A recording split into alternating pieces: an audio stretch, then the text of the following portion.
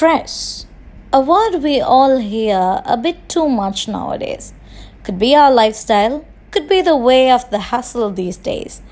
But just because it's heard a lot and heard in a negative way doesn't make it our enemy. Yes, you heard me right. The stress hormone cortisol served as an important function. The humankind were hunters and gatherers and had to survive on fight or flight. This you can still observe in animals because the stress of danger for life still keeps them alive. As we have evolved into living in tall buildings with CCTVs and technologies that serve to protect us, this hormone for stress is now thought of as a burden. However, imagine if we do not have the stress of deadlines, will we finish our projects? If you do not have to feed your family lunch at 1 p.m., will you finish cooking before 12:30 p.m.? Stress keeps us motivated. But stress becomes chronic and destructive only when it stops us from functioning normally every day.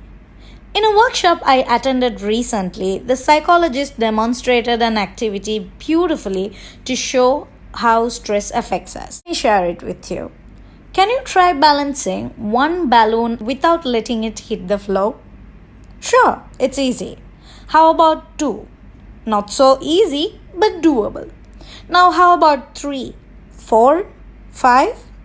Yes, now it becomes impossible and you'll have to drop at least 2 or 3 to manage at least one balloon up in the sky.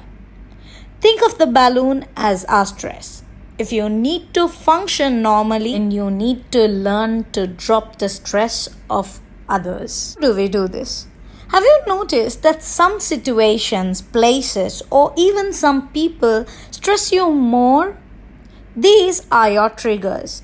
So number one way to handle stress is to your triggers.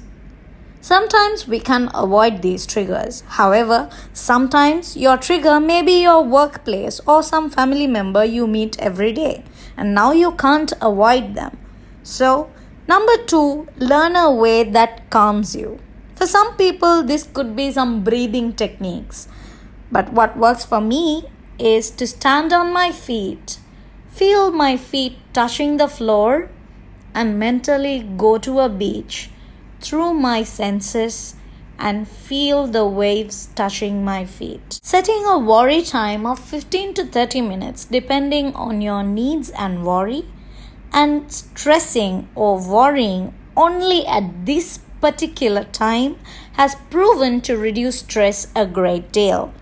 Regulating yourself and doing this will be a challenge in the beginning. However, with time and learning, this will become a second nature. Join me on a journey of 3 days to challenge to learn to handle stress.